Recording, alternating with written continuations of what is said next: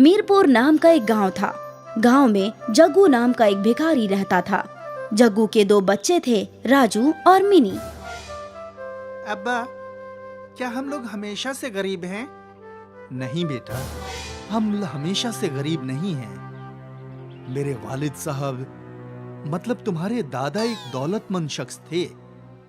उन्हें एक मर्तबा जंगल में पनीर का घर मिला था। उस घर से कितना भी पनीर निकालना मुमकिन था। अब्बू जान जादुई पनीर घर से पनीर निकालकर पास वाले शहर में सारे पनीर फरोख्त किया करते थे। पनीर फरोख्त कर मेरे वालिद काफी दौलतमंद हो गए। लेकिन फिर एक रोज गांव के मुखिया कबीर सिंह को जादुई पनीर घर के मुताल्लिक खबर हो गई। भूपेंद्र, मुझे खबर मिली है कि तुझे जंगल में कोई पनीर घर मिला है। जी मुखिया जी, मिला है, और उसी से मुझे इतनी दौलत हासिल हुई है। अब दौलत के मामले में मैं कुछ ही रोज में आपको पीछे छोड़ दूंगा। पूरे जिले में जितनी भी डेयरियां हैं, उन सबको मैं ही पनीर की सुपुर्दगी करता हूं। इस पूरे गांव की हर चीज पर सबसे कब्ल मेरा हक है। तुमने मुझे बताए बगैर जादुई पनीर घर से खूब कमाई की है, इसलिए तुम्हें इसकी सजा मिलेगी। मुखिया ने अब्बू जान से उनका सब कुछ छीन लिया और उन्हें गांव से बाहर कर दिया। हालांकि अब्बू जान गांव के आसपास मंडराते रहे, और जब किसी ने उन्हें काम नहीं दिया तो भीख मांगकर अपना गुजारा करते रहे। बेटा, तब से हम गरीब हैं। अब्बू जान, वो पनीर घर क्या अभी भी जंगल में है? नहीं, अब उस पनीर घर की कोई खबर नहीं है। जब मुखिया पनीर घर से पनीर निकालने पहुंचा तो वो घर गायब हो चुका था। तब से उस पनीर घर का कुछ पता नहीं है। किसी रोज जग्गू के खानदान की बहुत बुरी हालत हो जाती। अब्बू जान, आज राजू को बुखार है। हम दोनों ने 2 रोज से कुछ नहीं खाया है। कुछ खाने को लेकर आइए। हाँ बेटी, मैं अभी किसी के घर से कुछ मांग कर लाता हूँ। उस रोज जग्गू गांव के घर घर घूमता रहा, लेकिन किसी ने उसे कुछ नहीं दिया। जग्गू जब मुखिया के घर पहुंचा तो उसे घर के अंदर से गर्मा गर्म पराठों की खुशबू आ रही थी। मुखिया जी, दरवाजा खोलिए, मैं जग्गू। मेरे बच्चे बीमार और भूखे हैं, उन्हें कुछ खाने के लिए दे दीजिए। जग्गू, तो फिर से यहाँ चला आया? दफा हो जा यहाँ से, वरना अभी अपने मुलाजिमों से कहकर तुझे गांव से बाहर निकलवा दूंगा। तुझे गांव में रहने दे रहा हूँ, इसे ही मेहरबानी समझ। इससे कब्ल की मुखिया अपने मुलाजिमों को भेजता, जग्गू सड़क पर एक कोने में छिप गया। कुछ देर बाद मुखिया घर में ताला लगाकर अपने मुलाजिमों के साथ कहीं चला गया। जग्गू ने सोचा कि वो अपने बच्चों की खातिर खाना चुराएगा। दीवार से कूदकर जग्गू मुखिया के घर में दाखिल हो गया। उसने 5-6 पराठे चुराए और भाग निकला। उस रोज जग्गू के खानदान का पराठों से पेट भरा। भरी दोपहरी में जब पूरे गांव में सन्नाटा था और जग्गू और उसके बच्चे सो रहे थे, तो एकाएक किसी ने जग्गू के घर का दरवाजा तोड़ दिया। जग्गू और उसके बच्चे खौफ के मारे कांप गए। दरवाजे पर मुखिया और उसके मुलाजिम डंडे लेकर खड़े थे। जग्गू, तेरी इतनी हिम्मत बढ़ गई है कि तूने मेरे घर में घुसकर चोरी की। सीसीटीवी कैमरे में मैं तेरी सारी हरकतें देखकर आ रहा हूं। मुलाजिमों, जग्गू की जमकर पिटाई करो और इन तीनों को गांव से बाहर फेंक दो। ऐसा कहकर मुखिया वहां से चला गया। मुखिया के दोनों मुलाजिम जग्गू को बुरी तरह लाठियों से पीटने लगे। राजू और मिनी अपने वालिद को इस तरह पिटते हुए देख ना पाए। दोनों ने अपनी अपनी गुलेल उठाई और मुखिया के मुलाजिमों के सीधे सिर पर गुलेल से पत्थर मारा। दोनों आदमी अपना अपना माथा पकड़कर बैठ गए। अरे मार डाला रे! अब्बू जान, जल्दी भागिए! तीनों लोग घर छोड़कर जंगल की जानिब भागे। मुखिया के दोनों मुलाजिम उनके पीछे पीछे भागे। जग्गू कहां तक भागेगा? तुझे और तेरे बच्चों को मैं नहीं छोड़ूंगा। मुखिया के दोनों मुलाजिम जख्मी शेरों की मानिंद जग्गू पर और उसके बच्चों के पीछे भाग रहे थे। ये हम किस आफत में फंस गए अब्बा, अब क्या करें? जग्गू को लग रहा था कि वो और उसके बच्चे अब नहीं बच पाएंगे। तभी यकाएक जग्गू और उसके बच्चों को पनीर का घर नजर आया। तीनों लोग पनीर के घर में दाखिल हुए। इससे कब्ल की मुखिया के मुलाजिम पनीर घर तक पहुंचते पनीर घर गायब हो गया। पनीर घर में तुम लोगों का खुशामदीद। इस जादुई घर से तुम जितना चाहो उतना पनीर निकाल सकते हो। क्या तुम वही पनीर घर हो जो मेरे वालिद साहब को मिले थे? हाँ, मैं वही हूँ। मैंने तुम्हारे वालिद को मना किया था मेरे जरिए कमाई गई दौलत का दिखावा न करना। अगर मेरे मुतालिक किसी को कुछ मालूम हो गया तो मैं गायब हो जाऊंगा। लेकिन तुम्हारे वालिद माने नहीं और आखिरकार मुखिया को मेरे मुतालिक खबर हो गई और तब मुझे गायब होना पड़ा। तुम वही गलती ना करना जो तुम्हारे वालिद ने की थी। नहीं, मैं ऐसी गलती हरगिज नहीं करूंगा और तुम्हारे मुतालिक किसी को नहीं बताऊंगा। लेकिन अगर फिर भी मेरे बताए बगैर किसी को तुम्हारे मुतालिक इल्म हो गया तो क्या होगा? तुम इसकी फिक्र ना करो, वो सब मैं संभाल लूंगा। सबसे कब्ल जग्गू और उसके बच्चों ने पेट भरकर पनीर खाया। पनीर तो बहुत जायकेदार है अब्बूजान। मालूम होता है जैसे वनीला फ्लेवर की आइसक्रीम दूध में डालकर खा रहे हैं। बच्चों, हम कल से पनीर फरोख्त करने जाएंगे, लेकिन हम अंधाधुंध कमाई नहीं करेंगे। हम उतना ही फरोख्त करेंगे जितने की हमें जरूरत होगी। उधर मुखिया गुस्से से पागल हो रहा था। तुम दोनों ने मेरा नाम मिट्टी में मिला दिया। दोनों खुद को जख्मी कराकर चले आए और कह रहे हो कि वो तीनों यकायक जंगल में गायब हो गए। अब मुझे रंगा और मुन्ना को भेजना पड़ेगा। मुखिया ने अपने मुलाजिमों को जंगल के बाहर चौकीदारी पर लगा दिया। मुखिया के मुलाजिमों ने देखा कि जग्गू, राजू, मिनी रोजाना पनीर लेकर बाजार में फरोख्त करने जा रहे हैं। उन्होंने ये बात जाकर मुखिया को बताई। पिछले मर्तबा तो वो पनीर घर नामालूम कहाँ गायब हो गया था। इस मर्तबा मुझे वो हर सूरत में चाहिए। अगले रोज जैसे ही जग्गू का खानदान जंगल से बाहर निकला, मुखिया ने उसे पकड़ लिया और तीनों के हाथ बांध दिए। अब तुम तीनों चुपचाप मुझे उस पनीर घर तक ले चलोगे, वरना मैं तुम्हारा वो हश्र करूंगा कि तुम खुद की शिनाख्त नहीं कर पाओगे। जग्गू, राजू और मिनी मुखिया को कई घंटों तक घुमाते रहे, लेकिन पनीर घर तक लेकर नहीं गए। जग्गू, बहुत देर हो गई। मालूम होता है तू मेरे साथ होशियारी दिखा रहा है। मुलाजिमों, इसके बच्चे को गहरे तालाब में फेंक दो। नहीं नहीं, ऐसा कुछ न करिएगा। मैं लेकर चलता हूँ। आखिरकार जग्गू मुखिया को पनीर घर तक लेकर पहुँचा। तो ये रहा पनीर घर। मुलाजिमों, इन सबको दरख्त से बांध दो। हम पनीर घर के अंदर घूमने जाएंगे। जैसे ही तीनों अंदर दाखिल हुए, ढेर सारा पनीर उनके ऊपर गिर पड़ा। मुखिया और उसके मुलाजिम पनीर के ढेर के नीचे दब गए। कोई बचाओ, कोई मेरी हिफाजत करो। मेरी सांस रुक गई, मेरा दम घुट रहा है। कब्ल जुबान दो मुखिया कि तुम कभी जग्गू के खानदान को परेशान नहीं करोगे और मुझे कभी नहीं तलाशोगे। ठीक है, मैं वादा करता हूँ, मैं गांव के किसी शख्स को परेशान नहीं करूंगा। मुझे बचाओ। तब मुखिया के ऊपर पड़ा पनीर का ढेर गायब हो गया। मुखिया और उसके मुलाजिमों ने जग्गू, राजू और मिनू को खोल दिया और फिर अपने घर भाग गए। गांव के बाजार में सुधांशु के पकौड़े का ठेला था। जैसे ही वो अपना ठेला खोलता, खरीदार आ जाया करते थे। मुझे एक प्लेट प्याज के पकौड़े। मुझे आलू के पकौड़े। सुधांशु बेहद खुश था क्योंकि उसका कारोबार काफी अच्छा चल रहा था। सुबह से शाम तक उसके ठेले पे मुसलसल खरीदारों का मजमा लगा रहता था। भाईजान 2 प्लेट प्याज के पकोड़े और 1 प्लेट आलू के पकोड़े दे दो। ये लो भाईजान। भाईजान मैं तुमसे रोज पकोड़े खरीदता हूँ, कभी तो कुछ पकोड़े ज्यादा दे दो।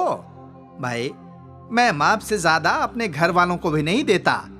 लेना है तो लो, वरना आगे बढ़ो। ठीक है दे दो। सुधांशु के खानदान में उसकी बीवी सुधा थी। आ गए आप? मैं आप ही का इंतजार कर रही थी। मालूम है, मेरी सहेली के शौहर ने उसे नया हार दिलवाया है और एक आप हैं जो कभी कुछ नहीं दिलवाते हैं। अच्छा, पिछले माह तो तुम्हारे लिए नई साड़ी लाया था। हाँ हाँ याद है, वो भी सेल में से। सेल हो या ना हो, लेकिन मैं लाया तो था ना। तुम्हारे जैसे कंजूस शौहर मैंने कभी नहीं देखा। हर माह खुद के लिए नए नए कपड़े खरीदते रहते हो, और एक माह तुमने मेरे लिए साड़ी क्या खरीद ली? इतना बोले जा रहे हो। क्यों ना खरीदूं, आखिर पैसे भी तो मैं ही कमाता हूँ। खुदगर्ज। सुधांशु फितरत से खुदगर्ज था। वो सिर्फ अपने मुतालिक सोचता था। सुधांशु के पकौड़े का कारोबार अच्छा चल रहा था। उसकी आमदनी भी काफी अच्छी हो रही थी। ये का एक रोज सुधांशु की दुकान के सामने एक और ठेला खुला, गौरव का आलू पफ का ठेला। नया ठेला देखकर खरीदार वहां चले गए। अरे भाईजान, ये क्या है? ये शहर की मशहूर आलू पफ हैं। बाजी, आप एक मर्तबा खाओगी तो बार बार मांगोगी। ठीक है भाईजान, दे दो। अबे लीजिए। गौरव ने उस खातून को आलू पफ दिए। खातून ने आलू पफ चखा और वो खुश हो गई। ये तो बेहद अच्छी है, अब से मैं रोज यही खाऊंगी। वैसे भी कौन उस कंजूस पकौड़े वाले से पकौड़े खरीदेगा। सुधांशु के कई खरीदार पकौड़े के बजाय आलू पफ खरीदने लगे, और एकाएक सुधांशु के ठेले पर रहने वाला हुजूम अब गौरव के ठेले पर आ गया था। ये देखकर सुधांशु परेशान था।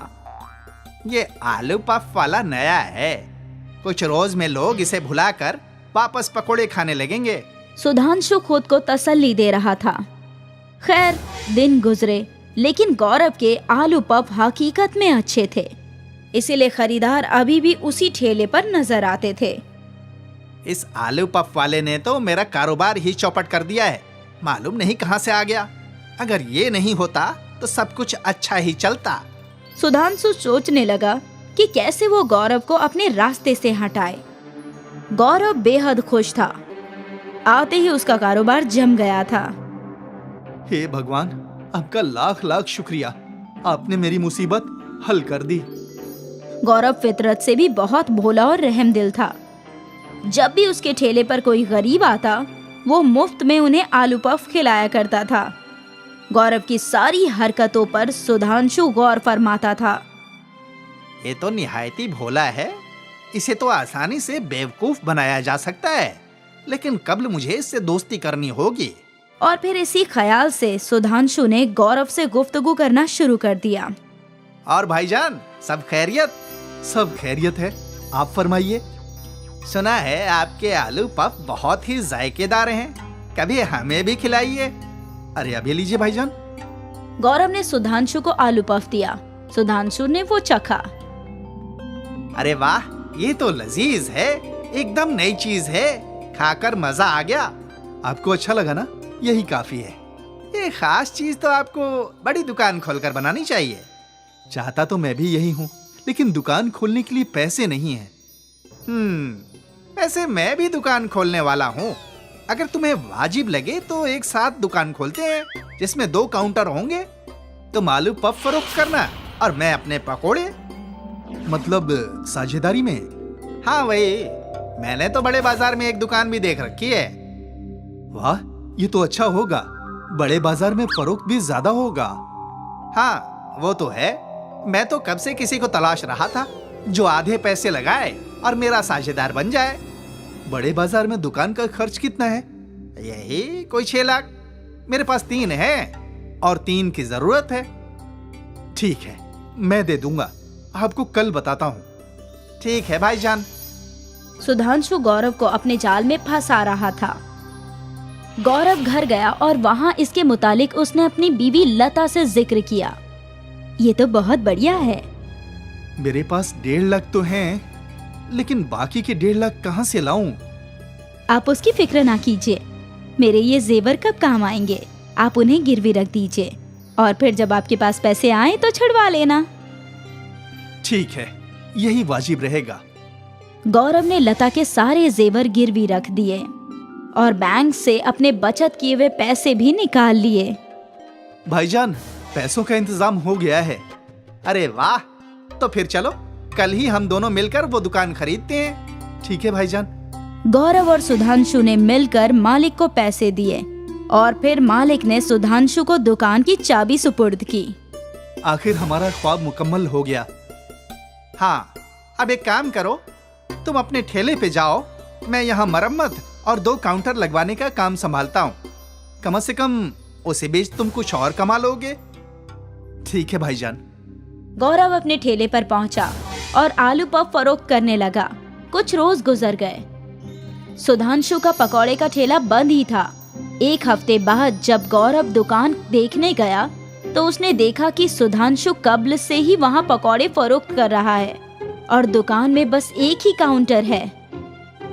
अरे भाईजान, काउंटर तो मस्त है, लेकिन मेरा काउंटर कहाँ है? कैसा काउंटर? कौन सा काउंटर? ये दुकान मेरी है, यहाँ बस एक ही काउंटर रहेगा। ये तो सरासर धोखेबाजी है। इस दुकान के आधे पैसे मैंने दिए हैं। अच्छा, तुम्हारे पास कोई सबूत है? और अगर है तो जाकर मेरे खिलाफ मामला दर्ज कराओ। गौरव को समझ में नहीं आ रहा था कि वो क्या करे। उसके तमाम बचत के पैसे जाया हो गए थे। गौरव रोते हुए जंगल की जानिब चल पड़ा। हे भगवान, ये क्या कर दिया? मैंने क्या सोचा था और ये क्या हो गया? इससे बेहतर होता कि मुझे मार ही देते। गौरव का रोना सुनकर दरखस की देवी उनके रूबरू हाजिर हुई। गौरव, तुम्हें परेशान होने की जरूरत नहीं। तुम तो एक नेक दिल इंसान हो। तुमने कई लोगों की मदद की है और वही नेकी आज तुम्हारे काम आएगी। वो कैसे? इस दरख्त की शाख में हाथ डालो, जो भी तुम्हें हासिल होगा वो तुम्हारा होगा। ठीक है। गौरव ने दरख्त की शाख में हाथ डाला तो उसके हाथ में सोने के सिक्के आए। गौरव ने मुट्ठी भर के सिक्के बाहर निकाल लिए। आपका शुक्रिया, बहुत बहुत शुक्रिया। इस सोने से मेरी जिंदगी बदल जाएगी। ख्याल रहे, नेक काम करना मत भूलना। मैं हमेशा लोगों की मदद करता रहूंगा। गौरव ने लता के जेवर छुड़वा लिए, नया घर ले लिया और एक दुकान भी खरीद ली। आखिर उसे जो भी चाहिए था वो सब हासिल हो गया। वहाँ दूसरी जानिब सुधांशु की बेईमानी की वजह से उसका कारोबार डूब गया। उसे दुकान फरोख्त करनी पड़ी और वो वापस सड़क पर आ गया। इसीलिए कहते हैं, नेकी करके खुदा से पाओ और बुरे काम का बुरा नतीजा। लखनपुर नाम के कस्बे में सुषमा अपने बच्चे और शौहर राम दुलारे के साथ रहती थी। सुषमा का शौहर अपाहिज था, इस वजह से सुषमा ही घर की देखभाल किया करती थी। इसलिए सुषमा घर चलाने के लिए अपने भतीजे करण के साथ जलेबी की दुकान चलाया करती थी। करण झगड़ालू और बेईमान किस्म का इंसान था। हमेशा लोगों से झगड़ा और हमेशा गुस्से में रहता था। उसे अपने मामा की सारी जमीन और जायदाद हड़पनी थी। बेटा करण, जाकर दुकान खोल दो, मैं दूसरे कामों में व्यस्त हूँ। मैं कोई काम नहीं करने वाला। आप मामी होकर मुझसे काम करवाती हैं। आपको शर्म नहीं आती? मैंने तुमसे पहाड़ तोड़ने को तो नहीं कहा ना, बस इतना ही कहा कि दुकान खोल दो। करण वहाँ से गुस्से में दुकान खोलने चला जाता है। भाईजान, मुझे जलेबी के साथ दही भी देना। ये तुम्हारा तीसरी बार है जो तुम मुझसे दही मांग रही हो। जाओ, अब मैं नहीं दूंगा। तो क्या तुम मुझसे झगड़ा करना चाहते हो? तुम्हारा तो ये रोज का ही काम है। उन दोनों में बहस हो ही रही थी कि वहाँ पर सुषमा आ गई। देखिए चाची जान, ये मुझसे कैसे झगड़ा कर रहा है। यहाँ पर रुकना ही बेकार है। मैं चला, मुझे यहाँ पर नहीं रहना। करण वहाँ से बहस करके चला जाता है। सुषमा अकेले ही पूरा दिन दुकान चलाती है। और शाम को थक हार कर अपने शौहर राम दुलार से सारी बातें बता देती है। आप उसे समझाते क्यों नहीं? मैं जानता हूँ सुषमा, मैं उससे एक बार बात करके देखूंगा। जी करिए और जल्दी करिए। दिन पर दिन उसका भविष्य खराब ही होता जा रहा है। राम दुलार करण को आवाज लगाकर बुला ही रहा होता है कि करण आधी रात को अपने दोस्तों के साथ आवारागर्दी करने चला जाता है। मैंने अपने हिस्से का खाना खा लिया है। मैं अपने दोस्तों के साथ रात भर पार्टी करने जा रहा हूँ। सुबह तक आऊंगा, वरना कल शाम तक, इसलिए मेरी फिक्र मत करना। देखा आपने, आज भी दुकान मैंने ही खोला और कल भी मुझे ही खोलना पड़ेगा। दूसरे दिन करण आधी रात को घर आया और अपने मामा राम दुलार के सारे कागजात लेकर अपने नाम करवाने के लिए। मामा जी, ये लीजिए, इस पर साइन कर दीजिए, मेरे कॉलेज का रिजल्ट है। अरे बेटा लाओ, मैं उस पर अभी अंगूठा लगा देता हूँ। इतने में ही वहाँ पर सुषमा आ जाती है और उनके हाथ में जमीन के कागजात देख लेती है। रुकिए, ये आप क्या कर रहे हैं? मैं करण के कॉलेज के कागज पर अंगूठा लगा रहा हूँ। वो कॉलेज का कागज नहीं, बल्कि हमारे जमीन के कागजात हैं। क्या कहा तुमने? थोड़ा लेट आती तो तुम्हारा क्या बिगड़ जाता?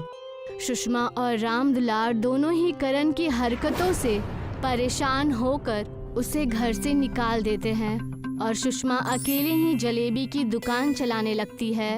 अब से मैं थोड़ी जल्दी ही आकर थोड़ी देर से जाया करूंगी, इससे मेरा ज्यादा मुनाफा होगा। सुषमा दिन रात मेहनत करके अपने जलेबी की दुकान चला रही थी। इस दुकान की तो बैंड बजानी ही पड़ेगी। इसी ने मेरी जमीन मेरे हाथ में आने नहीं दी। अगर ये ना होती तो मैं पूरी दुकान और घर का मालिक होता। एक काम करता हूँ, जलेबी के अंदर फटे हुए दूध का पनीर डाल देता हूँ, पूरी जलेबी तहस नहस हो जाएगी। करण ने साजिश रची। करण ने फटे हुए दूध से बनी पनीर को जलेबी के बड़े से पतीले में डाल दिया। दीदी, मुझे गर्मा गर्म जलेबियाँ दो ना। रुक जाओ, अभी गर्मा गर्म बना कर दे रही हूँ। सुषमा अनजाने में ही वो पनीर मिलाई हुई जलेबी बनाकर दे देती है, जो कि लाल के बजाय पूरी सफेद थी। ये क्या मजाक किया आपने? मैंने आपसे गर्मा गर्म जलेबियाँ मांगी थी और आप मुझे ये मीठा पनीर खिला रही हैं। ये तो बस जलेबी के आकार का है, जलेबी थोड़ी ना है। ये कैसे हो सकता है? लगता है कुछ तो गड़बड़ है। उस औरत को दुकान से दूर जाता देख करण बेहद खुश हुआ। लगता है वो पुलिस को बुलाने जा रही है। अब इन्हें समझ में आएगा कि करण से पंगा लेने का अंजाम क्या होता है। तभी वहाँ पर राम दुलार अपने बचपन के दोस्तों के साथ आ गया। अरे सुषमा, मेरे कुछ दोस्त यहाँ पर तुमसे मिलने और हमारे दुकान की जलेबी खाने आए हैं। अरे वाह, ये तो बड़ी अच्छी बात है। जी, मैंने आपकी जलेबियों के बारे में बड़ा सुना है। जी, मैंने भी। हम पूरे 400 किलोमीटर दूर से रामू से मिलने आए हैं। सुषमा को जलेबी में पनीर डालने वाली बात पता थी, लेकिन मेहमानों की जिद और उत्सुकता की वजह से सुषमा ने उन्हें गर्मा गर्म पनीर की जलेबियां बनाकर दे दी। आपके यहाँ की जलेबी कुछ अलग नजर आ रही है। लगता है आज सुषमा ने नए तरीके से बनाई है। ये दिखने में जरूर सफेद है, लेकिन बहुत मजेदार है। और उनके जलेबी खाने से पहले ही वहाँ करण आ गया। हाँ हाँ, खाओ खाओ। इनकी जलेबी की वजह से कई ग्राहक भाग चुके हैं और अब तो आप सब भी भाग जाएंगे। जी, ये मेरा भांजा है, हमेशा बहकी बहकी बातें करता है। आप सब जलेबी खाइए। जैसे ही राम दुलार के बचपन के दोस्तों ने जलेबी खाई, वो पनीर मिलाई हुई जलेबी वो लोग खाकर दंग रह गए और कहने लगे, वाह भाभी वाह, क्या जलेबी बनाई है। जलेबी कम, रसमलाई ज्यादा लग रही है। वाकई ये चीज बहुत शानदार है। आज से आप अपनी दुकान का नाम बदलकर पनीर जलेबी कर दीजिए और देखिए बड़ा फायदा होगा। क्या सच? मुझे नहीं पता कि ये सब कैसे हुआ। क्या कहा आपने?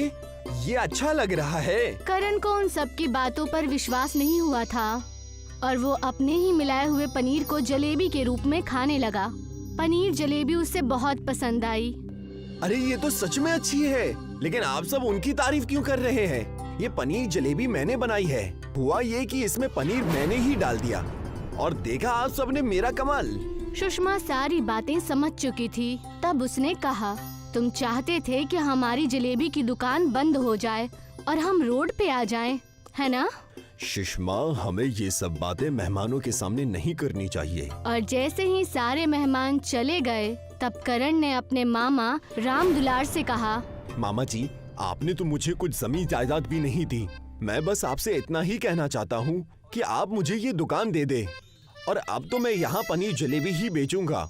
हमें तुम्हें दुकान देने में कोई दिक्कत नहीं है, पर क्या तुम दुकान अच्छे से चला पाओगे? आप उसकी फिक्र मत कीजिए।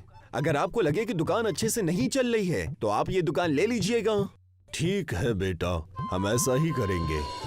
करण दिन रात मेहनत करके अपने पनीर की जलेबी के दुकान में काम करने लगा, लेकिन करण के दोस्त जिनके साथ वो आवारागर्दी किया करता था, वो इस बात से बिल्कुल भी खुश नहीं थे। और उनमें से एक जिगरी दोस्त उनसे कहने लगा, चल करण, चलते हैं। मैं तुम्हारे साथ नहीं आ सकता। मुझे मेरी दुकान संभालनी है। मामा मामी ने भरोसा करके मुझे ये दुकान दी है। करण की बात न मानने पर करण के दोस्तों को उस पर गुस्सा आ जाता है और वो उसका धंधा चौपट करने के लिए षड्यंत्र रचता है और एक बाबा के साथ मिलकर उसकी दुकान पर काला जादू करा देता है। करण के दुकान पर न होने की वजह से वो उस बाबा का दिया हुआ ताबीज पनीर जलेबी की दुकान में लगा देता है। अब आएगा मजा। जब हम बिगड़े हैं साथ में तो तरक्की उसकी अकेले की क्यों?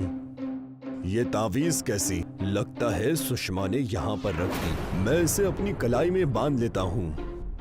और जैसे ही राम दुलार ने वो ताबीज अपने कलाई में बांधी, वो उस कुर्सी से उठ खड़े हुए।